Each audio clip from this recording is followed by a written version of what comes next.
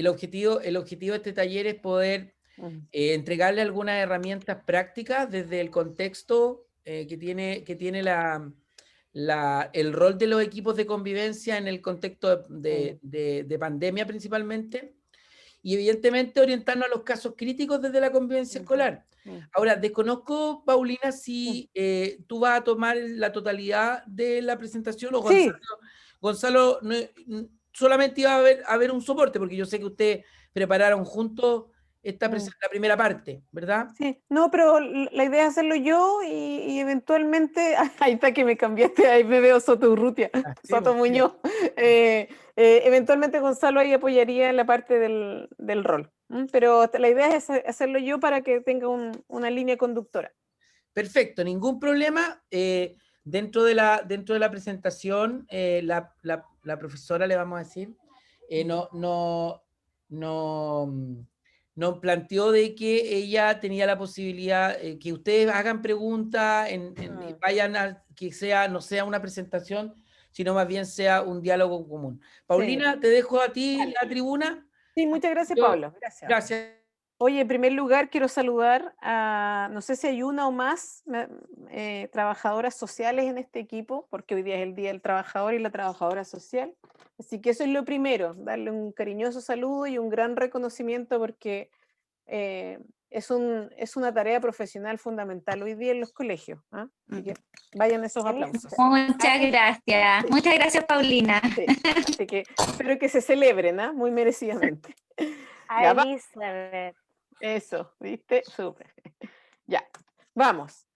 Primero, ¿cuál es el propósito en este encuentro? Y es porque ustedes puedan, de alguna forma, aprender a discriminar, sí, pero de repente es como refrescar situaciones que puedan ser confirmadas y de tal manera que podamos ir identificando alternativas posibles, reales y concretas para tomar decisiones. ¿Bien?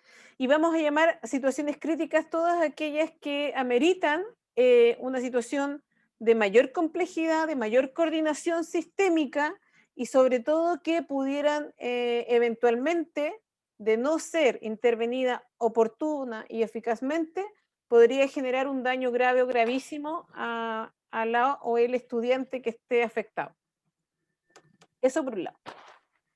Antes de partir, quiero que hagan un ejercicio, les quiero dar un minuto para que anoten en el celular o en un lápiz con papel si tienen al lado, alguno de los casos críticos que más sentido le haga. ¿Y qué vamos a hacer con eso?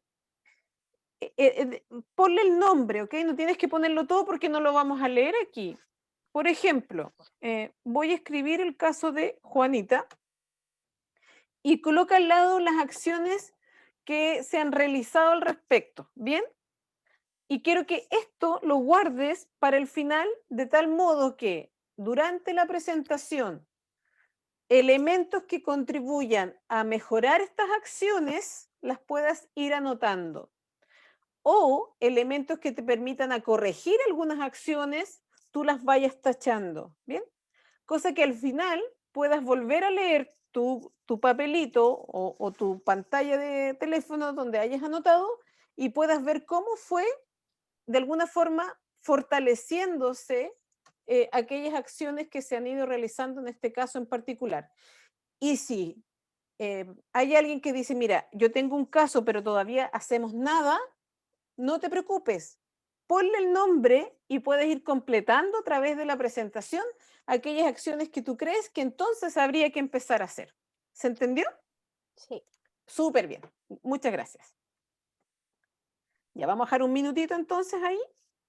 Es más, un minutito contra reloj más encima, para que tengan tiempo ahí de pensarlo. Voy a seguir aquí.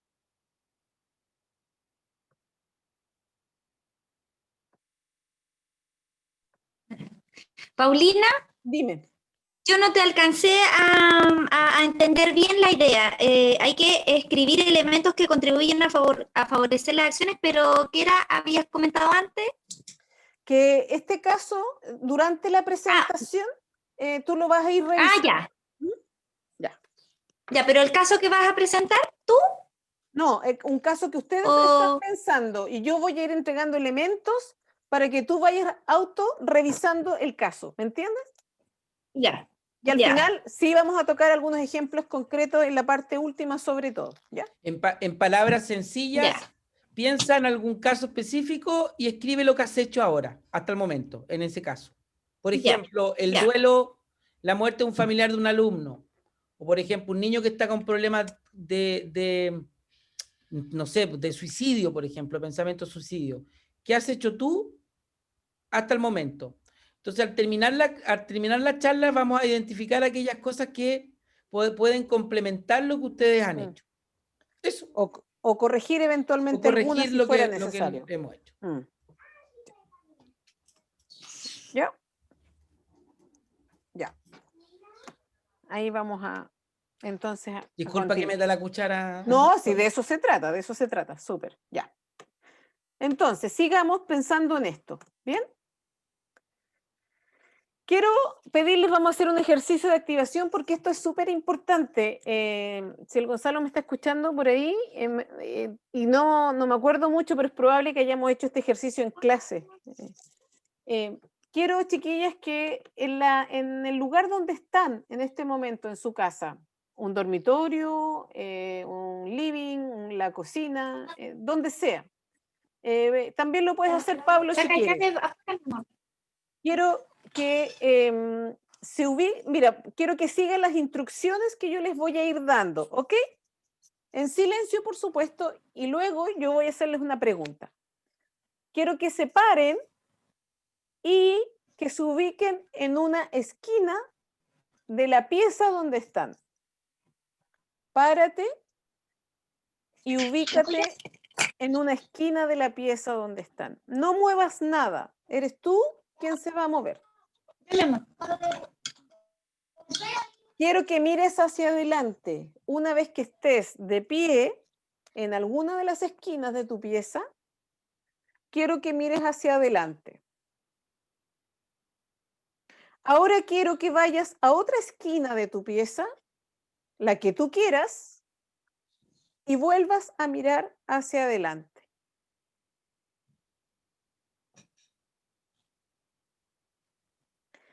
Quiero que vayas ahora a la puerta o a la entrada de la pieza donde estás.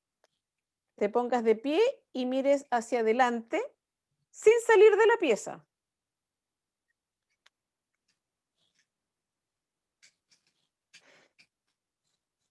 Y por último, quiero que te ubiques en cualquier pared de la pieza y mires hacia adelante.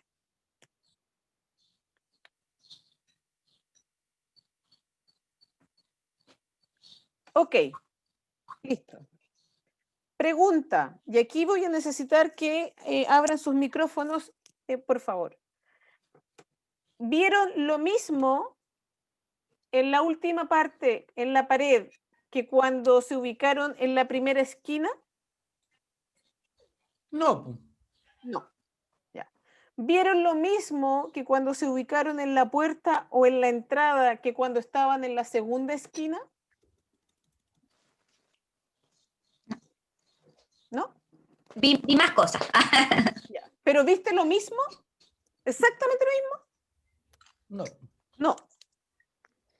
Pregunta. Sí. No. No, ¿verdad? Perfecto. No, porque era otra la perspectiva. Perfecto. Muy bien, Elizabeth. Y de eso se trata. ¿Cambió algo de la pieza donde están? ¿Sacaron cosas? ¿Pusieron cosas nuevas? ¿Cambió algo como ubicación? No. No. Entonces, ¿por qué vieron cosas distintas? ¿Por qué vieron desde otra forma? Como dijiste, Eli, ¿qué pasó? Depende de la perspectiva como uno lo mire. Exacto. Exacto. Y eso es un ejercicio para la vida que se les ocurra hacer. Está patentado, ¿ah? De verdad que esto ya tiene patentado Paulina Soto, que tiene como 15 años. Porque en la vida real muchas veces hay situaciones muy complejas y críticas que objetivamente no podemos cambiar. no la vamos a cambiar ni quienes estamos ayudando, ni la van a cambiar las personas afectadas. Pero lo que cambia es la perspectiva de cómo yo veo esa misma realidad. Eso sí puede cambiar y depende de cómo yo me movilizo en esa toma de perspectiva. Y ahí entramos nosotros, en facilitar la movilización de la toma de perspectiva. Por lo tanto, si hay un fallecimiento de un ser amado, si hay un trabajo que se ha perdido, si hay una pandemia que nos tiene absolutamente consternados, eso no lo vamos a poder cambiar. Pero la forma como yo puedo actualizar la vida, aun cuando haya fallecido el ser amado, aun cuando hoy día no haya trabajo en mi familia y aun cuando estemos en pandemia, eso sí puede ser distinto. Y no significa gigantemente distinto. Significa que hasta un pequeño cambio de perspectiva activa la movilización de los recursos. Y por eso es tan importante que nosotros, quienes ayudamos a otras personas, tengamos la capacidad de tomar perspectiva para que podamos ayudar a otros a ubicarse también y tomarlo de otra forma. ¿Ya? ¿Hasta aquí voy bien? Sí. Súper. Ya. ¿Qué es lo que tenemos que tener en cuenta en una situación crítica? Y vamos a llamar situación crítica a cualquier evento que afecta de manera generalizada las distintas áreas del desarrollo, es decir, cognitivo, afectivo, social y conductual o actitudinal, si se quiere. Puede afectar a todas las áreas o a varias de ellas y las afecta de manera significativa, es decir, hay un proceso intenso en la persona. A eso le vamos a llamar situación crítica, ¿verdad? La consecuencia de esa situación crítica puede ser grave o gravísima. ¿Qué es lo que tenemos que tener en cuenta? Primero que están los factores macrosociales. ¿Qué quiere decir eso? Que tenemos que entrar a tomar caso por caso y decir, si a Juanita se falleció su papá, hay que tomar, en primer lugar, Juanita, ¿a qué contexto social macro depende? ¿Cómo está la situación en este momento? Chile es el sistema macro. ¿Cómo está? Está en una situación de pandemia aguda, está en una situación económica compleja y en ese contexto macrosocial a Juanita se le fallece el papá. Segundo, tomar en cuenta el factor contextual de Juanita. ¿Dónde vive Juanita? ¿En qué sentido? ¿Vive en un lugar aislado en el campo? ¿O vive en zona urbana donde a lo mejor va a haber más apoyo y presencia de otras personas?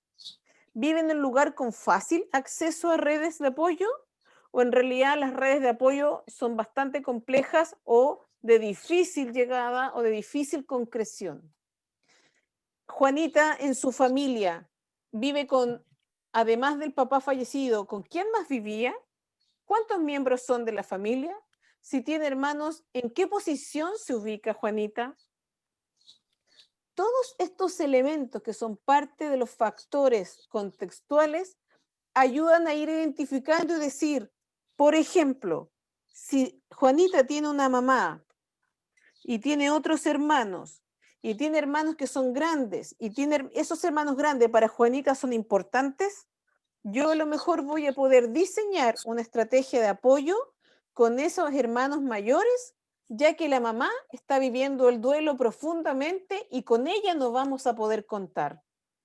Entonces, comprender el contexto, particularmente de Juanita, me ayuda a mí a identificar con qué otros recursos de apoyo yo puedo contar. Y también identificar con qué recursos claramente no cuento y por lo tanto los descarto. ¿Ya? Tenemos los factores del evento crítico. En el caso, falleció el papá de Juanita. Ese es el evento crítico. Y entonces tengo que pensar, ¿falleció por COVID? falleció por otra enfermedad de larga data. ¿Era esperable el fallecimiento? Una muerte jamás es bienvenida y nunca estamos preparados para eso. Pero es distinto si había un ambiente en que la situación venía hacia una crisis dada por un eventual fallecimiento, a que haya muerto en un accidente o que haya muerto por COVID, porque el caballero antes del COVID no tenía ninguna enfermedad. El evento crítico me va a ayudar a mí a decir cuál podría ser el nivel de impacto a largo plazo que va a tener en la vida de Juanita. Si el caballero tenía una enfermedad de larga data, por ejemplo, un cáncer, evidentemente el duelo de Juanita podría ser que tenga un proceso absolutamente esperable para un duelo y por lo tanto superarlo en el transcurso de algunos meses. Pero si el evento crítico, este fallecimiento, está asociado a una muerte inesperada, yo podría pensar que la primera etapa del duelo puede ser hasta de negación y entonces tengo que poner atención de que Juanita podría estar manifestando menos síntomas, si se quiere, de los que van a aparecer después. Y tengo que activar un plan de mediano o largo plazo. A diferencia del caso anterior, que el plan es más de corto plazo. Y finalmente están los factores individuales. Y esto no tiene que ver ni con el evento crítico, ni con el contexto directo, ni con los variables macrosociales. Tiene que ver con las características psicológicas de Juanita, independientes si son heredadas o no heredadas, sino que cómo es Juanita. Si Juanita es una chiquilla más bien hiperactiva, puedo pensar que se va a exacerbar su hiperactividad. Si es una chiquilla hipoactiva o más bien tímida, yo puedo llegar a pensar de que también se va a exacerbar ese polo de hipoactividad o timidez. Si Juanita es una chiquilla que habitualmente tenía un buen desarrollo general, yo podría llegar a pensar que los recursos personales de Juanita me van a servir como factor protector y me voy a agarrar de sus recursos personales, por ejemplo, la resiliencia, por ejemplo, las habilidades cognitivas que se ven en un buen rendimiento académico, por ejemplo, el nivel de compromiso de Juanita con el colegio me habla de que para ella hay una valoración de las personas que son parte del colegio y por lo tanto ahí hay un liderazgo formativo del cual también es un factor protector. Entonces, analizando sobre todo los factores contextuales del evento crítico y los individuales, sobre todo esos, porque los macrosociales no los podemos de alguna forma manejar o regular a nuestra disposición, pero teniendo en cuenta los otros tres, yo puedo identificar con qué factores protectores cuento para planificar y ver un pronóstico sobre todo. Segundo, puedo planificar cuáles son los factores de riesgo inmediato, para que ahí es donde yo me tengo que concentrar en los factores de riesgo. Por ejemplo, si desde el contexto, Juanita, tiene una situación de vulnerabilidad, donde hay maltrato infantil, claramente, y quien regulaba esta situación era el padre, por decir algo, o yo puedo llegar a pensar que esta situación va a descompensar al resto de la familia, entonces claramente yo tengo que activar sí o sí redes de apoyo desde las derivaciones de los organismos pertinentes, ya sea una OPD, un consultorio, etc. Por eso es súper importante hacer un orden y decir cuáles son los factores contextuales, evento crítico individuales, cuáles me sirven, cuáles son los que me alertan y cuáles podría ocuparlos yo el día de mañana o estar pendiente de ellos. Esos son desde el punto de vista del análisis de la ecología de la situación. Y decimos ecología de la situación porque una situación crítica no se atiende solo por ser la situación crítica, sino que tenemos que mirar el todo. Eso también tiene que ver con la toma de perspectiva, es decir, tengo que mirar desde distintos focos la situación crítica. No solo desde Juanita, no solo desde el evento crítico, no solo desde las características del contexto, en este caso de la familia. ¿Cuál es el rol que tenemos quienes trabajamos en convivencia escolar? Lo primero es quienes trabajamos en convivencia escolar, ya sea que estamos ahí porque postulamos a la tarea o porque alguien nos designó, por las razones que sea, algo hace que estemos en esto, algo hace que elegimos cada año continuar en este tipo de trabajo. Y a eso hay que llamarle vocación, a eso hay que llamarle compromiso, a eso hay que llamarle interés, a eso hay que llamarle, de alguna forma también, llamarle responsabilidad. Y eso que algo hace que estemos en esto, significa que tiene efectos a favor y efectos en contra. Voy a partir por los en contra. Los efectos en contra es que podemos tener la tendencia de cargarnos emocionalmente con la situación crítica de nuestros estudiantes, con la dificultad de desapegarnos de eso y por lo tanto perder la objetividad de cómo abordar el tema. Porque cuando nos vinculamos demasiado, nos apegamos demasiado, la línea necesaria de límite entre la situación de nuestros chiquillos y nosotros se puede traspasar sin darse cuenta. Eso en cuanto a efectos negativos. Pero en cuanto a efectos positivos, claramente nos impulsa a hacer un buen trabajo de intervención y apoyo, nos mueve a hacerlo bien hecho, nos compromete a hacer lo necesario y nada menos. Pero, ¿qué es lo necesario? Siempre tener en cuenta la responsabilidad ética. Y la responsabilidad ética puede significar incluso decir, yo no me puedo hacer cargo de más acciones de las que ya he hecho. Responsabilidad ética puede ser incluso tener que decir, estoy tan afectada emocionalmente que esta situación crítica tengo que delegarla a otra colega o de trabajo o del equipo. Responsabilidad ética es no solo hacer lo que se debe hacer, sino que tomar la decisión de lo que no se tiene que hacer.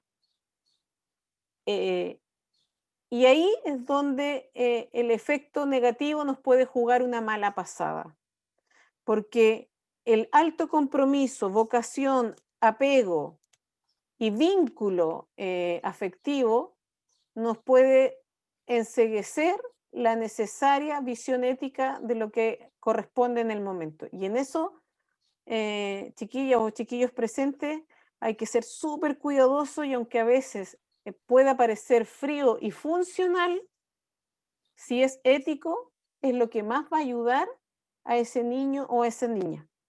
Quizás en el momento inmediato pudiera no notarse tanto, pero en el largo plazo se va a ver el efecto positivo de haber tomado la decisión ética del momento.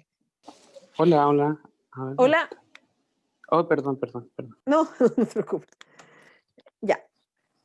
¿Qué implica esto? Que dentro de lo ético hay que rayar la cancha con los aspectos funcionales necesarios, pero también hay que rayar la cancha con las atribuciones.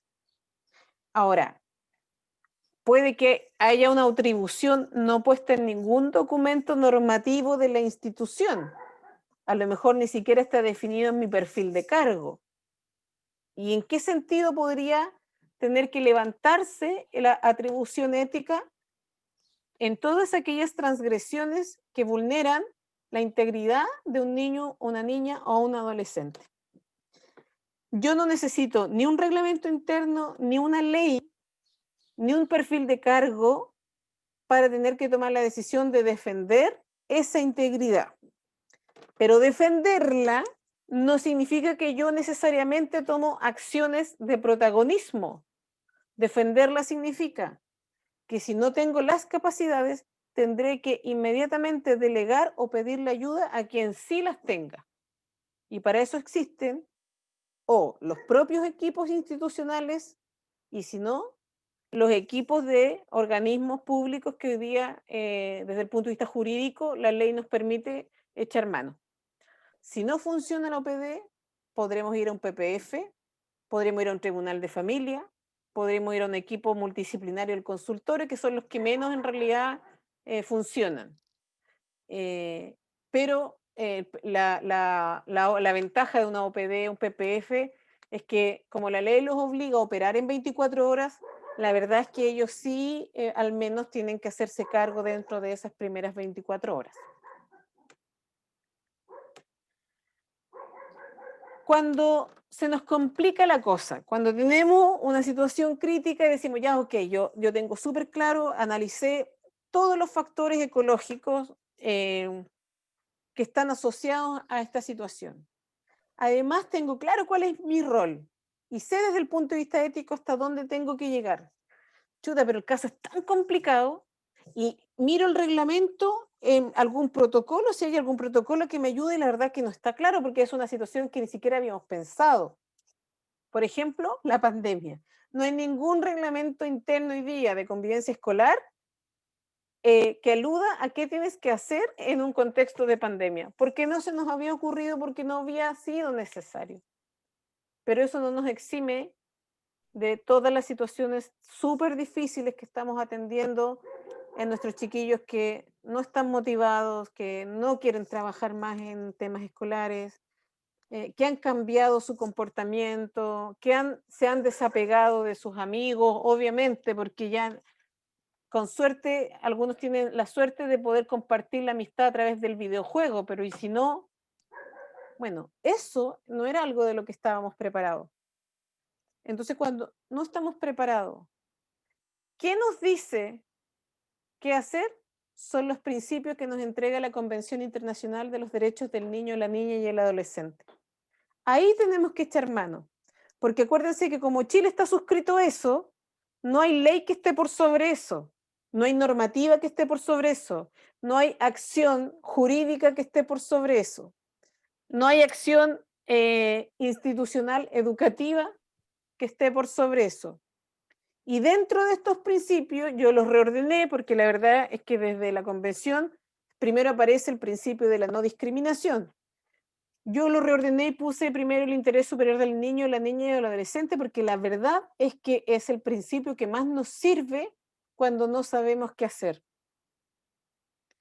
¿Qué es lo que tenemos que recordar aquí? Que hablar de interés superior del niño, la niña o el adolescente implica también hablar del interés superior del grupo de niños, del grupo de niñas o de adolescentes. Y eso puede significar, por ejemplo, por doloroso que sea, pero éticamente correcto, eso puede significar que a lo mejor vamos a tener que reubicar a un niño en otro grupo, y es cuando tomamos las famosas medidas pedagógicas de cambio temporal de grupo curso, los cambiamos por un semestre o por un año, porque ese chiquillo no solo tiene que ver con un desarrollo personal, sino porque pese a todos los intentos de ayuda, a todas las acciones posibles de hacer, no ha habido resultados esperados, porque la familia no hace su trabajo o porque los contextos de la familia no están en condiciones de hacerlo. ¿Qué hacemos ahí? Por el bien superior del resto de los compañeros, vamos a reubicar a este chiquillo. ¿Cuál es el punto de inflexión? Que tienen que ser decisiones reflexionadas, basadas en un análisis de lo que yo les plantaba hace un ratito atrás, basada en el análisis de los factores ecológicos. Estos factores, sobre todo los tres últimos, son los que nos ayudan a tomar la decisión desde el punto de vista no solo ético, insisto, también práctico del qué es lo que tenemos que hacer. Tenemos que recordar el principio de derecho a la vida, a la supervivencia y al desarrollo. Es decir, si hay algo que le está haciendo mal a un chiquillo, por muy contra su voluntad que sea, es mi obligación, no solo ética, sino que también ahora jurídica, de protegerlo. Recordemos que la actualización de la ley de maltrato ahora penaliza la omisión de los profesionales que estamos a cargo de chiquillos. Por lo tanto, si no hay un convencimiento ético, entonces tiene que haber un convencimiento desde la ley. ¿Qué significa eso? Que si un adolescente me dice que me estoy cortando, porque estoy tan desesperada, pero no le cuente, por favor, no le cuente a mis papás, porque ya tienen suficientes problemas y no quiero darles uno más, le prometo que nunca más lo voy a hacer. No puede ser que nosotros le digamos, ya, bueno, yo te voy a guardar el secreto, pero me tienes que prometer que nunca más lo vas a hacer. Eso, póngale una cruz gigante, porque eso no se puede hacer. Porque nosotros tenemos que velar, y aquí acuérdense que los principios se combinan unos con otros. Nosotros tenemos que velar por ese desarrollo sano. Y aunque yo pierda, y eso es lo que a veces nos duele, porque me dice, ¿por qué yo confié en usted? Por eso le conté, y ahora me traiciona. Pucha, yo lamento que hoy lo veas como traición, pero sé que en un tiempo más te vas a dar cuenta que te estoy ayudando. Pero yo tengo que avisarle a tu familia para que busquemos la ayuda ahora, porque esto que te está pasando te hace correr en el riesgo de que tú te puedas seguir dañando sin darte cuenta. Y eso hay que hacerlo aunque duele la guata y aunque uno crea que está tomando una decisión perversa. Pero ahí está el interés superior y el derecho a un desarrollo sano, a la protección de la integridad, en este caso física, de ese adolescente que me pide que no le cuente a nadie. Pero yo tengo que, no es que yo lo vaya a contar a alguien. Y ahí uno tiene que tener el cuidado de decir, yo no se lo voy a contar. Yo necesito informar a las personas que más te aman. Lo mismo pasa, por ejemplo, en situaciones de vulneración de la intimidad. Cuando me estoy pensando en un caso de una chiquilla en que después que terminó con el pololo compartió una foto íntima de ella que se habían sacado en común acuerdo en un periodo en que tenían una muy buena relación y que al terminar de pica, de enojo, de como ustedes lo quieren llamar, no encontró nada más bonito que vengarse de esa forma.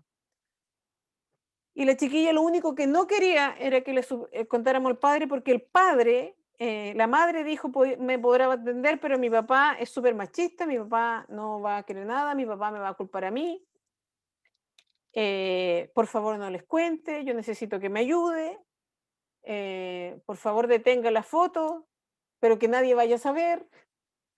Bueno, en ese caso, otra vez, interés superior, derecho al desarrollo sano desde la integridad psicológica, porque un adolescente con ese nivel de angustia, la probabilidad de autoagresión para evadirse de la realidad problemática es súper alta. Yo voy a acoger su derecho a ser escuchado y la participación, pero ¿cómo lo voy a hacer? Yo le tengo que mostrar alternativas y decir, mira, yo tengo que involucrar a tus papás, pero tienes que saber confiar en cómo yo le voy a entregar la información. Tienes que confiar en que yo le voy a explicar qué te movilizó en su momento a sacarte esa foto, pero no podemos dejar que tu expololo te siga manipulando porque va a creer que lo que está haciendo es correcto y lo va a hacer hoy día contigo y mañana con otros. Y en esos casos uno parte también la entrevista con el más pesado, por decir así, le dice, la información que le voy a entregar, yo le voy a solicitar que usted se ponga en incondicionalidad con su hija. Otra recomendación, si se quiere, a mí no me gusta ni dar recomendaciones ni datos así, porque en realidad no son universales, pero una sugerencia, siempre en las situaciones complejas, hacerlas al menos en dupla. Y no necesariamente la dupla psicosocial. Puede ser alguien de la dupla psicosocial o del equipo convivencia y ojalá algún referente dentro de los líderes del colegio, para que no se aprecie que es la persona solamente, sino que es una visión institucional de protección a esa chiquilla. Entonces, si está, por ejemplo, el director acompañando a, en este caso, la encargada de convivencia escolar, hay un respaldo súper potente hacia la niña. Y eso, perceptualmente, permite tener también otra perspectiva, en este caso, para este papá machista. Entonces, estos principios, cuando no sabemos qué hacer, cuando no nos acordamos lo que dice el reglamento, o simplemente el reglamento no dice nada, o no nos acordamos de la ley, teniendo en cuenta estos principios, son la argumentación más sostenible en la toma de decisiones. ¿Qué criterios tener en cuenta? A continuación vamos a revisar algunos criterios que son comunes, es decir, para situaciones como bien generales, y luego vamos a revisar algunos criterios que son más específicos de algunas situaciones en particular, y ahí vamos a revisar algunos de los ejemplos que ustedes compartieron a los chiquillos. ¿Ya? Lo primero, tener en cuenta que todas las situaciones socioemocionales actuales que se manifiestan en distintas expresiones obedecen al contexto de pandemia en el que estamos. Y tal como lo dijo Felipe Lecanelier, una pandemia es un trauma. Nos ha llamado la atención a varias personas que trabajamos en estos contextos educativos, cómo se ha hecho, es como una alteración del juicio de la realidad, es casi como una expresión psicótica. ¿Ah? Bueno, no vamos a trabajar presencial, pero vamos a trabajar virtual. ¿Ah? Y seguimos aplicando pruebas, y seguimos poniendo notas, y seguimos pidiendo responsabilidad, y seguimos poniendo compromiso, y seguimos llenando la lista de asistencia, y seguimos llamando la atención porque no se conectan, etcétera, etcétera, etcétera. Eso es una alteración del juicio de la realidad. Porque lo más esperable de una situación de trauma como esta es que haya una afectación de todo el desarrollo psicológico, cognitivo, afectivo, social y conductual. Entonces, Paulina, dale. ¿al final las preguntas o ahora? Dale nomás, dale. Pero si tú estás exponiendo lo que dice Felipe Lecanelier, y por Felipe Lecanelier y muchas personas que podemos estar o no de acuerdo con lo que él dice, no deberíamos estar en este momento hablando de clases, por ejemplo. Por ejemplo. Él dice claramente y ha promulgado todo este año de que más educación emocional y menos educación formal. Sí, o sea, ese ya es un eslogan hoy día sí. frente a la pandemia, por lo tanto, o sea, yo siento mientras te escucho muchas cosas que nosotros hacemos, pero que ganas de que estuviera más gente y que más personas escucharan lo mismo que nosotros. Sin duda. Porque como equipo de convivencia es lo que habitualmente hacemos, todo lo que tú estás diciendo es lo que habitualmente hacemos, resguardando siempre la integridad de los niños, a pesar del gasto energético que eso significa. Sí. Y cómo involucrar, por ejemplo, a los profesores jefes en las diferentes temáticas de los niños, no solamente que te preocupes de lo pedagógico, de sus notas, de sus reuniones, sino que frente a cada situación socioemocional también esté la presencia de su profesor jefe. Cuando tú decías la dupla y alguien más, la persona más significativa del colegio para un niño es su profesor jefe. Sin duda. Y a veces los excluimos cuando vemos una situación problemática de un niño como equipo de convivencia. No siempre pedimos la figura del profesor jefe, que a veces nosotros la requerimos, pero no siempre se toma en cuenta esa situación. Entonces, yo creo que, como bien dice Lecanelier, que es muy bueno que sigamos promoviendo la educación emocional más que la formal, pero estamos en otra realidad nosotros. Es que María Cecilia, mira, y muchas gracias por tu intervención, porque tu reflexión, yo diría que es la reflexión más compartida actualmente en todos quienes trabajamos en educación. Y esta necesidad de, a veces, de impotencia, de a ver cómo incluso el ministerio no lo ve, en el trato de que sí, todas las habilidades socioemocionales y la contención socioemocional, pero por otro lado, bueno, igual tenemos contenidos mínimo obligatorios. Yo no sé si ustedes han leído algo de la guerra mundial, de la Segunda Guerra Mundial. Después que se acabó la Segunda Guerra Mundial, porque obviamente durante la Segunda Guerra Mundial no hubo educación, no hubo proceso educativo. Fueron 5 años en general en la mayoría de Europa donde no hubo proceso educativo. 2 años después tampoco hubo educación, tampoco hubo escuelas. porque se entendió que había que rearmar toda la estructura. Bueno, una guerra es una pandemia, perdón, un trauma, una pandemia es un trauma. ¿Cuál es el problema? Que aquí tiene que haber un tema que no pasa por el equipo de convivencia escolar o las duplas psicosociales, que era algo que yo también se lo planteé a Pablo, que hubiese sido ideal, no sé si hay, no he visto quiénes han ingresado, pero esto tiene que ser un tema de gestión educativa desde una mirada absolutamente de ruptura de lo preconcebido. O sea, no podemos seguir planificando pedagogía bajo la misma estructura antes de la pandemia.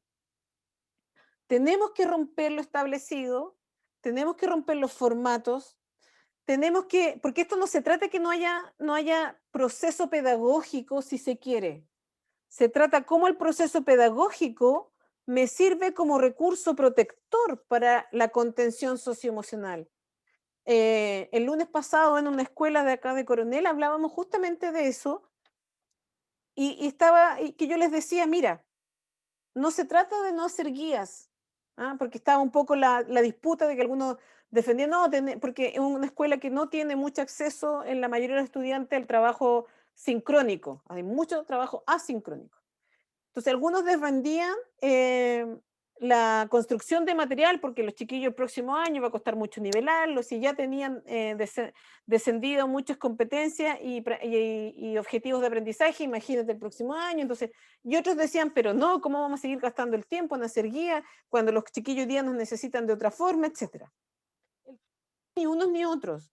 El tema es cómo yo construyo una guía con un contenido mínimo propio del nivel que me permita ser puente de vinculación para que nuestros estudiantes no sientan que están desapegándose de su comunidad, de su colegio, y que por el contrario, ese material pedagógico sea el engranaje de vinculación que le diga, estamos aquí contigo, o sea, a pesar de esto, a pesar que no nos vemos, a pesar que no nos tocamos, a pesar que no estamos en el pasillo, estamos aquí contigo y a la vuelta vamos a seguir aquí contigo. Y cuando se pueda, vamos a estar ahí contigo. Y mientras tanto, esta va a ser la forma en que nosotros vamos a mantener nuestro vínculo y nuestro apego. El tema es que esa forma no puede ser vista exactamente como antes de la pandemia, sino que tiene que ajustarse. Entonces tendrán que ajustarse los criterios de asistencia o de conexión, tendrán que ajustarse la cantidad de evaluaciones y el tipo de evaluaciones, que es algo que pienso ver un poquito más adelante cuando hablamos de la afectación en el proceso cognitivo. Tendrán que ajustarse las planificaciones centradas en el cuánto cantidad de contenido alcanzo, y eso, colegas presentes, lamentablemente requiere de gestión. Eso es un proceso de gestión que tiene que articular la necesidad de la comunidad. Y por eso yo te entiendo súper bien lo que planteas, porque es un sentido de impotencia que lo sentimos varios.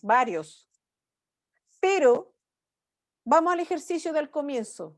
Esta es la realidad. En el caso de ustedes, esta es la realidad de tu colegio.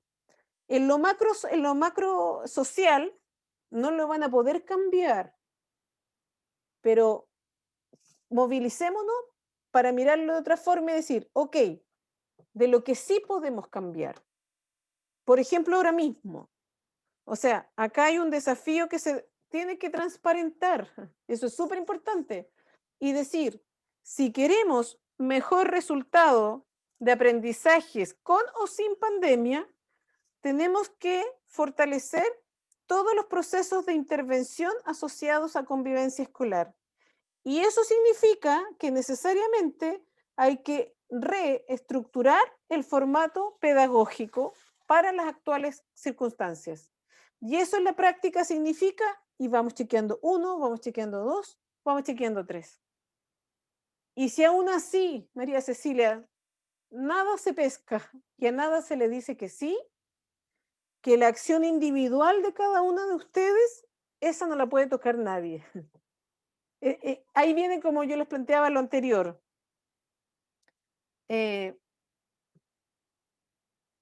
Lo ético. O sea, ok, perfecto. mi opinión no vale en el proceso académico, ¿ok? Pero en lo inmediato, en lo que yo sí puedo, eso sí yo lo voy a hacer lo mejor posible. Y ahí, muchas veces, y eso es lo que nos pasó, mira, no es menor. Como pandemia, eso es lo que nos pasó como humanidad. Hubo muchos avisos asociados al cambio, no solo climático, sino que al cambio de la convivencia con el entorno natural. ¿Qué hicimos como sociedad?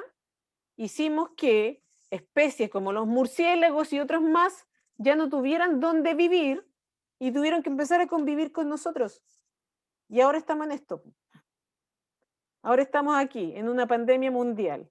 Entonces, finalmente, a veces hay situaciones de crisis, bueno, y así se describen las crisis, que tienen que generarse para que finalmente, que tienen que generarse con alto costo a veces para que se puedan dar cambios. Y ustedes me podrán decir, chuta, pero vamos a tener que esperar a que quede mucha embarrada. Es que mira, hay dos caminos. Uno, el ir paso a paso, ir sistemáticamente planteando las necesidades de analizar, reflexionar, cambiar y por lo tanto implementar esos cambios poco a poco, a lo mejor sin muchas ambiciones, pero si avanzamos un paso, ya es un paso. Esa es una. Y el otro camino es que si a pesar de eso no hay una suerte de acogida y de proceso de cambio, bueno, la consecuencia final va a ser el síntoma que va a obligar al cambio. Y eso pasa en cualquier crisis, en crisis de pareja, en crisis de organizaciones desde el punto de vista laboral, en crisis desde el punto de vista, bueno, de la salud. O sea, la crisis en sí es una expresión o es una respuesta necesaria, súper necesaria. Y es porque nuestra especie es un poquito así, un poquito como porfía. Ya, vamos, sigamos. ¿Te puedo detener un Sí, poquitito? sí. Es que a raíz de lo que estabas conversando, nosotros hemos estado trabajando en el plan de gestión de la convivencia. Uh-huh. Entonces, lo vinculaba un poco con lo que decías en esto de cómo se nos sigue exigiendo cumplir con ciertas formalidades, entendiendo que estamos en un contexto completamente distinto. Pero es propio de las obligaciones y de las cosas que tenemos que hacer. Pero Sí. a mí me gustaría escuchar tu opinión, porque me pasaba ayer mientras trabajábamos en eso, que no puedo dejar de sentir que no es lo más importante de hacer ahora. Y entonces me gustaría escucharte en qué crees que sería lo esencial o qué no podría dejar de estar en ese plan de gestión pensando en el año 2021, entendiendo lo que hoy día es más prioritario por las necesidades emocionales que tienen los chiquillos. Ya, yo creo que tiene que estar sí o sí la articulación pedagógica socioemocional. Es decir, tienen que estar las acciones que van a vincular el trabajo académico con el bienestar socioemocional de los chiquillos. Eso tiene que estar ahí, puesto, de tal manera que haya un referente que vaya diciendo, hey, no lo hemos hecho, esto no se está cumpliendo, y este es el efecto de que no se esté cumpliendo. O sea, eso tiene que estar ahí. O sea, el equipo académico tiene que ser parte del plan de gestión de convivencia escolar 2021 más que nunca, porque se va a requerir ajustes, no solo curriculares, evaluativos si se quiere. Por eso aquí, por ejemplo, en esta misma lámina, y qué buena tu pregunta, Loreto, la atención en lo cognitivo tiene que ver con lo académico. Cuando hay una situación crítica, siempre los procesos mentales se van a alterar. Menor atención, concentración, menor capacidad de elaboración de ideas. Obviamente, todas las capacidades cognitivas básicas, comprensión, conocimiento, todas se desvirtúan. Todo se tiñe, todo es menos efectivo. Ni hablar de las superiores, pues, la capacidad de hacer evaluación o crítica es mucho más complejo en situaciones como las que estamos viviendo. Y ojo, 2020, 2021 y 2022 por lo menos. O sea, ese es el tiempo que más o menos vamos a requerir para salir de este trauma. Entonces, acá está el primer foco de atención. Aquí tienen que en ese plan de gestión que tú planteas, tiene que incorporarse el equipo académico para que entienda que tiene que hacer cambios fundamentales. A lo mejor no todo, ni no todo, porque hay que entender eso también, pero tiene que haber al menos una o dos acciones concretas desde el plano académico que garantice la contención socioemocional, entendiendo que los chiquillos no van a estar en óptimas condiciones cognitivas. ¿Ya? Esa es la propuesta que yo les invitaría y en el que estamos tratando de hacer entre varios lados que estamos trabajando en eso. Desde lo afectivo, por ejemplo, en lo general también, entender que las normas tienen que ajustarse. O sea, hoy día está la controversia que si se prenden o no las cámaras, que si se ponen o no el reglamento. Pregúntenle a los chiquillos. O sea, preguntémosles a ellos, ¿por qué no prenden sus cámaras? Y justo hoy día, en el lugar donde yo trabajaba, discutíamos esto porque también estamos en el tema del plan de gestión y decíamos, a ver, tiene que estar en el reglamento que prendan la cámara y ¿por qué no lo tomamos desde el punto de vista de la formación? Y trabajamos con ellos en un proceso de sensibilización profunda y que a lo mejor les expliquemos desde la empatía con el profesor lo que le cuesta a un profesor hacer clase sin que estén las cámaras. Y a lo mejor desde esta sensibilización que ellos propongan, ok, la vamos a aprender, qué sé yo, para la evaluación, o la vamos a aprender, por ejemplo, una vez al mes. Luego podemos ir agregando. Nosotros tiramos puras ideas locas, pero quienes nos tienen que dar las pistas, a quienes también tenemos que incluir, es a los chiquillos. Y no puede estar en un reglamento obligando a aprender, porque si no pierdo el foco de nuevo, otra vez. Entonces, entender que en general se afecta el área, como le decía, desde el punto de vista conductual, ¿dónde me tengo que fijar? También a flexibilizar todo el proceso normativo.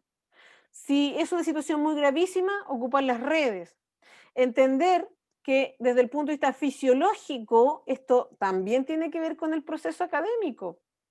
Porque de lo fisiológico hay más hiperventilación, se altera el ciclo de sueño, hay síntomas de ansiedad y por lo tanto todo eso también va a repercutir sí o sí en mi desempeño académico.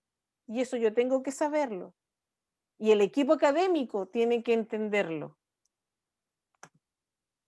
Ay, ¿qué pasó aquí que no me quiere pasar? Ahí está. En lo específico, en situaciones más diferenciales, aquí es súper necesario ajustarse a las necesidades reales. Aquí los factores individuales y contextuales son súper importantes. El duelo, hay una hojita que no sé, creo que se las va a entregar Pablo, que es como una tablita también que es así, esto sí, esto no, esto sí, esto no. Pero el duelo hay que entender que no es solo el fallecimiento de alguien. Hoy día, ¿y por qué la situación es traumática en la pandemia? Porque estamos todos en duelo. Hay duelos que están focalizados y son súper intensos, quienes han perdido seres queridos, pero en la generalidad muchos de nosotros hemos perdido, por ejemplo, el contacto con nuestros padres. Hemos perdido la rutina diaria que nos hacía bien. Por ejemplo, el hecho de solo salir o ir a la pega caminando, por ejemplo. El duelo tiene que ver con pérdidas, ya sea de afectos o de situaciones simbólicas. A eso le vamos a llamar duelo. ¿Cuándo un duelo se hace patológico? Cuando pasan más o menos 6 meses y ese proceso de superación sigue tal cual como al comienzo o peor. Pero si poco a poco, en un transcurso de 6 meses, hay adaptación, nos vamos acomodando a la situación y vamos teniendo superación de lo ocurrido, podríamos decir que estamos en un proceso de duelo natural. Inclusive tenemos un año completo para hacer un proceso de duelo esperable. Por tanto, entendiendo que si vamos a hablar de duelo, tenemos que poner el foco de atención en lo académico y lo socioemocional de todas maneras. La ayuda en redes, porque si el duelo es un proceso natural, no tienes que derivarlo, a menos que haya riesgo vital o se transforme en un duelo patológico. La incertidumbre académica, por ejemplo, chuta, de todas maneras mirarlo desde el punto de vista del foco académico también. ¿Por qué? Porque a lo mejor hay recursos materiales que nosotros podemos dar para apoyar la situación, ¿ya?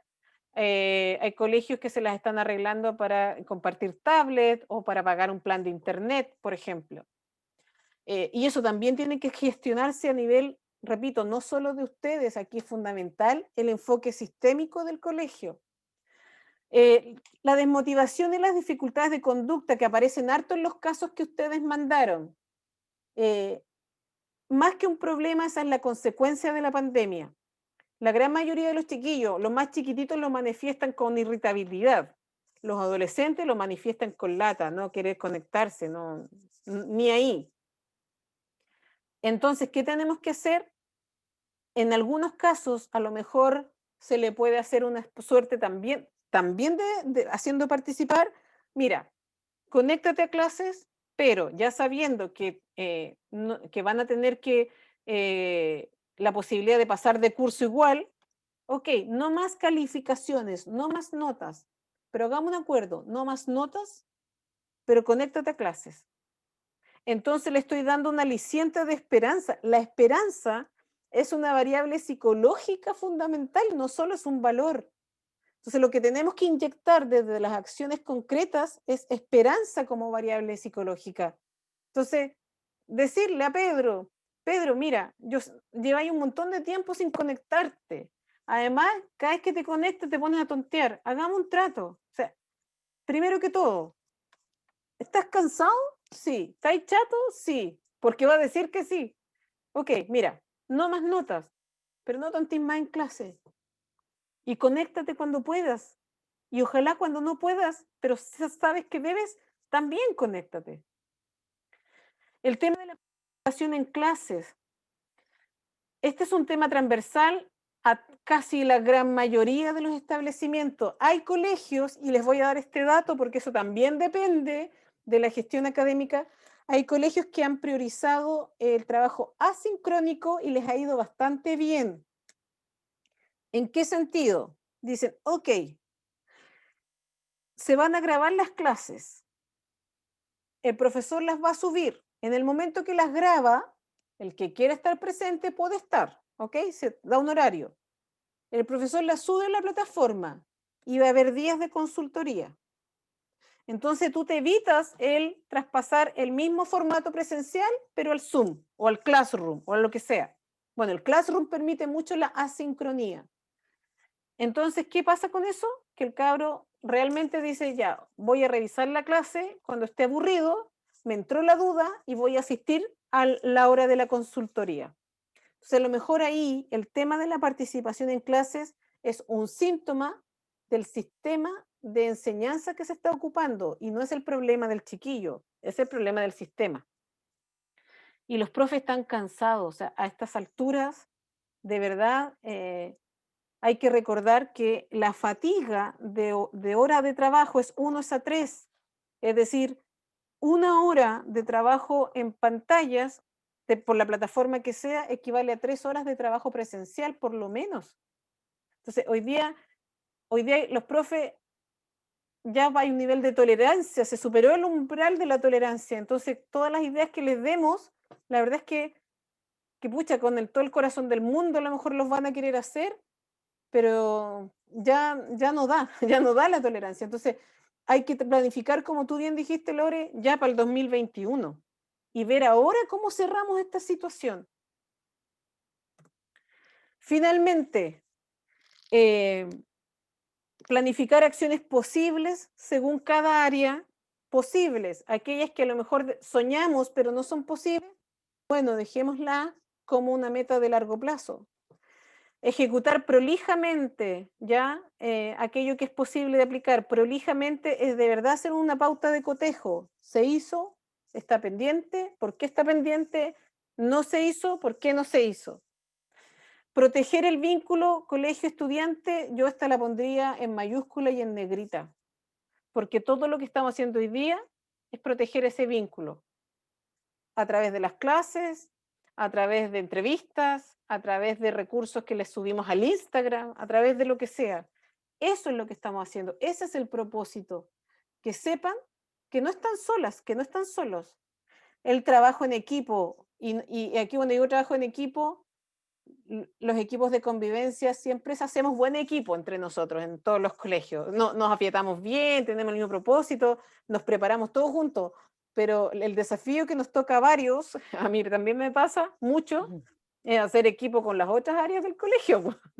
Que las otras áreas sepan que no es al revés, que no es que nos hagan un favor, ya, bueno, ya, le vamos a flexibilizar las evaluaciones, no, es un deber que acojan nuestras sugerencias o propuestas para que las incluyan en sus planificaciones académicas. Y finalmente el autocuidado, o sea, no sé cuál de ustedes, chiquillas, dijo del desgaste. El autocuidado del equipo, sobre todo ustedes, es fundamental. O sea, y esto también tiene que ver con una protección ética, porque véanlo así, si no están ustedes, que ya conocen a sus chiquillos, ¿quién va a estar? Y para que estén, tienen que estar bien, no enfermas. Eso. Qué linda esta película y la imagen que Ay, pusiste. sí, Oh, ¿verdad? maravillosa. Sí, Sí. sí, ¿verdad? Y pensar que es de un robotito. Mm, Sí, sí. Así que también me animaste a volver a verla por lo demás. sí. Chiquillas, no sé si quiero que miren su papelito o lo que anotaron en el celular respecto del caso del comienzo. Preguntas, más intervenciones. Traté de como de ir poniendo los casos que fui leyendo en lo que ustedes le mandaron a los chiquillos. Eso, no sé. Antes de desconectar la pantalla. Ah, mira, ¿sabes qué podemos hacer? Espérate, quiero revisar. Espéreme. Quiero que revisemos esta propuesta. Aquí está. Voy a compartir de nuevo pantalla. Espérenme. Esto que entiendo que se los va a enviar, no sé si Gonzalo o Pablo, ¿ya? ¿Qué hacer y qué no hacer? Mira, bueno, aquí les puse recordar que es duelo, ¿ya? Para que entendamos que estamos todos en proceso de duelo. Segundo, recordar que los efectos contextuales propios de la pandemia requieren intervención en red. Eso traten de ponérselo a los equipos académicos, ¿ah? Entender que esto es multisistémico, les conviene a ellos también. Eso le decía ayer en otra escuela de unos amigos que me invitaron, yo le decía, oye, si a ustedes también les conviene trabajar con convivencia escolar, no es un favor que le hacen a convivencia escolar. Y todas las crisis tienen un proceso de adaptación que implica acomodarse, ir hacia adelante, ir atrás. Recordar que evolucionar positivamente no significa no tener tropiezos ni recaídas. Significa que después de cada tropiezo o recaída es más rápido el volver a avanzar. Ya, eso es parte de la evolución, no es lineal la evolución. Ya, desde el punto de vista de acciones prioritarias, primero, determinar el riesgo vital. Si hay un chiquillo que me hace sospechar que podría suicidarse o realizar una conducta suicida, solo sospecha. No importa que yo haga de más, pero nunca hacer de menos. O sea, inclusive, y en eso confíen en su instinto, puede que haya un chiquillo que usted le diga, ¿has pensado en hacerte daño? Y te diga, no, para nada. Pero tú cachaste algunos cortes por la pantalla o escuchaste que alguna amiga te dijo que estaba publicando cosas bien raras en sus redes sociales, mucha cosa depresiva. Bueno, si tú dices, chuta, este cabro me dijo que no, pero tengo la corazonada, hazlo. Eso es lo fundamental. Si hay sospecha, inmediatamente se activa la red.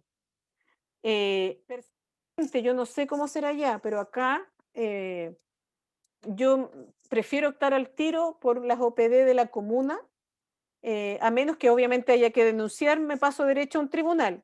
Pero si no, yo pido ayuda a las OPD de la comuna y que habitualmente esos equipos son súper diligentes porque ellos como tienen plazo para estas cosas, y por último ellos también a veces apuran a los equipos del consultorio si es necesario. Ahora, si es alguien que tiene medios económicos, inmediatamente derivarlo con mayor razón a un especialista pagado. ¿Qué es lo que hay que evitar hacer? Minimizar la situación, o sea, restarle el valor. No, que este cabro, bueno, pues están todos en la misma. No, mira, hoy día escuchaba en una reunión de consejo profe, un profe dijo, yo creo que esta cabrita como su mejor amiga está igual, yo creo que está manipulando. Entonces, ¿cómo sé yo que está manipulando? Si ni siquiera ahora puedo observarla en el comportamiento dentro del aula. ¿Por qué tengo que lucubrar eso? Entonces, en lugar de pensar que está manipulando, eso es minimizar lo que le pasa, ¿no será mejor tener una entrevista con ella y tratar de saber qué es lo que está pensando, qué es lo que está sintiendo, hacerle buenas preguntas para saber ahí un poquito la consistencia de una cosa con otra, recoger información con la familia, preguntarle a las mejores amigas si han tomado contacto con ella, si se están reuniendo o están hablando por teléfono o por WhatsApp, etcétera, etcétera, etcétera. Favorecer la toma de perspectiva a propósito del ejercicio que hicimos al comienzo. Y esto también se puede hacer por pantalla y de repente decir uno, a ver, mira, necesito que prendas la cámara para que yo guiarte en un juego. No necesariamente lo tenemos que plantear como una estrategia o una técnica, mejor dicho, sino que le podemos decir, vamos a jugar, ¿ok? Mira, vamos a hacer un juego de ingenio, ¿bien? Y tú le haces lo mismo que hicimos ahora, para que le ayude a decir, mira, yo no voy a poder cambiar tu realidad. O sea, tus papás están sin pega y la situación económica es compleja. Pero, a ver, así como lo hicimos en el juego, ¿qué hay en la situación actual de ustedes que a lo mejor no te has dado cuenta? Y es increíble, a veces aparecen cosas súper pequeñas, pero uno se agarra de eso. O sea, algo tan pequeño como, bueno, por lo menos tenemos casa. Sí, pues, ustedes tienen casa. Y a lo mejor, si por ahora tienen casa, no tienes que preocuparte de a dónde voy a llegar o qué techo me va a tapar, ¿viste? O sea, ya hay algo distinto y uno le ayuda como a mirar al otro. María Cecilia, ¿quieres preguntar algo? ¿No? Después. Ya. O por ejemplo dice, sí, la verdad es que como me dijo a mí una vez, hace poquito atrás, nunca había pasado tanto tiempo con mis papás, porque como ellos los dos llegaban tarde y yo estaba chato cuando llegaban, y yo le pregunté, ¿y eso es bueno o malo? Y me dijo riéndose, las dos cosas, ya, pero concentrémonos en lo bueno. ¿Qué es de bueno? ¿No? Que por ejemplo no cachaba que a mi papá le gustaban las mismas películas que yo. ¿Cachai? Entonces, ¿ves? O sea, tu realidad de ahora no le quitamos los problemas, pero descubriste algo que te hace estar en esta realidad hasta que pase, hasta que se vayan solucionando uno a uno los problemas. Porque eso es lo otro. La toma de perspectiva significa ayudar a mostrarles que de todos los problemas que hay, partamos por el que es más fácil de que se vaya solucionando. Por ejemplo, ok, los dos papás sin pega, ya, tienen muchas deudas. ¿Cuáles son las deudas que tú crees que más te preocupan a ti? Bueno, el colegio. Ya, ok. ¿Has escuchado, sabes algo? No, si sé que retiran el 10%. Ya, ¿has escuchado qué van a hacer con el 10%? Me dicen que van a pagar el colegio. Perfecto, hay un problema menos. ¿Viste? Entonces, tú no le dices solucionamos todos los problemas, hay un problema menos. Y así uno le va mostrando de todos los problemas, esto es un paso a paso, un paso a la vez. Un paso a la vez. ¿Qué es lo que hay que evitar? Proyectar el temor, la tristeza, la angustia a través del discurso. A veces decimos una cosa, pero se nos nota igual. Eso hay que tener mucho cuidado, porque podemos perder la confianza en el referente de seguridad que podemos ser. Y eso también tiene que ver con transparencia. O sea, yo tengo que ser capaz de decirle que se trata de empatizar igual. Entiendo súper bien lo que te pasa y me imagino lo que puedes sentir. Eso yo lo puedo verbalizar para que sepa que estoy compenetrada, pero no me puedo poner a llorar con él. Entregar contención es escuchar sin enjuiciar, sin dar consejo, escuchar incluso es decir, mira, desahógate, yo te voy a escuchar y decirlo, yo te voy a escuchar con absoluta atención. Y al final quizás decir, ¿quieres que te dé alguna idea? Porque a lo mejor no quiere escuchar nada, a lo mejor quiere puro hablar. Y eso es lo que necesita, puro hablar. Dar consejos centrados en los argumentos valóricos morales, jamás. O sea, acá no fue el papá que se farrió la pega, que penca el jefe el papá, chuta, es que no podéis pensar así porque le hacen más daño a tus papás. No, o sea, no, eso no, porque eso no contribuye, además no es correcto, no es justo. Hay mucha información que igual no sabemos, hay mucho del contexto que igual no manejamos. Entregar seguridad directa o indirecta. Si yo me doy cuenta que no puedo y yo le digo, mira, tú necesitas otro tipo de ayuda, tú necesitas a alguien que pueda, por ejemplo, darte un medicamento que te ayude a dormir mejor para que no tengas estas sensaciones de angustia. Pero yo voy a estar pendiente de que tú tomando tu medicamento, o voy a estar pendiente de que si fuiste a tu control. Entonces, yo no voy a hacer esa pega, pero estoy ahí, no me he olvidado de ti, en el fondo. Derivar de inmediato sin hacer contención, no, porque eso es como, a ver, ese problema, ya. Mira, yo te voy a tirar un dato, voy a llamar a tu mamá para que te lleve, o vamos a hablar con el consultorio, porque en el fondo igual estoy proyectando que no me importa o que no me interesa. Ahora, esto lo puse sabiendo que la probabilidad que ustedes hagan esto es escasa, pero lo puse igual, pensando quizás en otros equipos que uno conoce por ahí, ¿ya? Uno puede sentirse complicado en una situación y puede verbalizarlo, pero ¿en qué sentido? De decir, mira, yo no soy médico, yo creo que tú necesitas algún apoyo de medicamento al principio o por ahora, y no soy médico.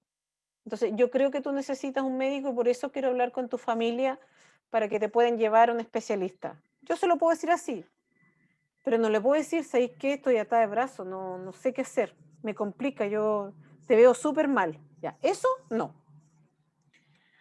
Entregar información verdadera y que se maneje con certeza, nunca prometer, y aquí me paso al tiro al lado, nunca prometer algo que yo no sé si voy a... O sea, mira, yo te voy a estar llamando todos los días, ¿y qué pasa si un día estoy cansada y se me olvidó? O tuve un problema personal y no pude. Entonces, voy a estar pendiente. Tú sabes cómo ubicarme, tienes mi correo o tienes mi WhatsApp en algunos casos que uno lo da para que me ubiques. Eso sí, pero prometer al revés no, porque no lo sé en realidad. O a lo mejor me va a llamar un sábado y yo tengo el teléfono apagado, no lo sé. Entonces, entregarle la información que es de verdad, ¿ya? Coordinar acciones con el equipo escolar, no solo de convivencia. Aquí está lo que les decía adelante. Ok, mira, este chiquillo está, los papás están sin pega, más encima se le murió el abuelito por COVID y el abuelito vivía con ellos. A este cabro claramente no le podemos seguir poniendo notas, o sea, en estas condiciones no. Por lo tanto, hay que incorporar aquí al equipo académico en el plan de intervención con ese chiquillo. O sea, esta situación crítica no requiere solo la dupla al comité, o sea, al equipo convivencia. Esta situación requiere a las otras áreas del proceso escolar.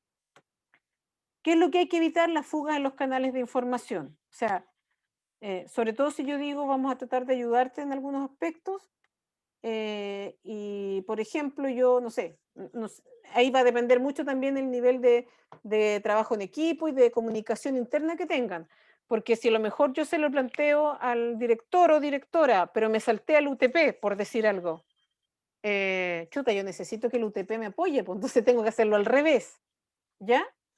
Y también en fugas de información que es privada, ahí hay que tener mucho cuidado también, sobre todo en los consejos de profe. De repente uno escucha que hay profes que dan más datos de la vida íntima o privada de un estudiante que la propia mamá o papá lo haría. Y eso no está bien. Eso tiene que ver con cuidar la dignidad de una persona.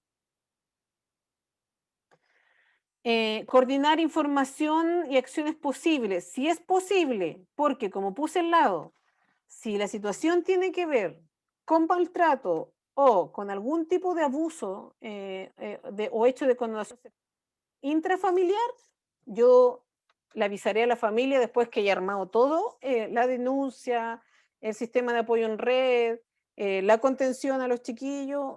Después le avisaré a la familia, sabe que nosotros hicimos esta denuncia por tales razones, y nosotros nos vamos a proteger a su hijo o hija hasta que no llegue el organismo que los va a acompañar, que habitualmente es la OPD, que va a trabajar con ellos directamente.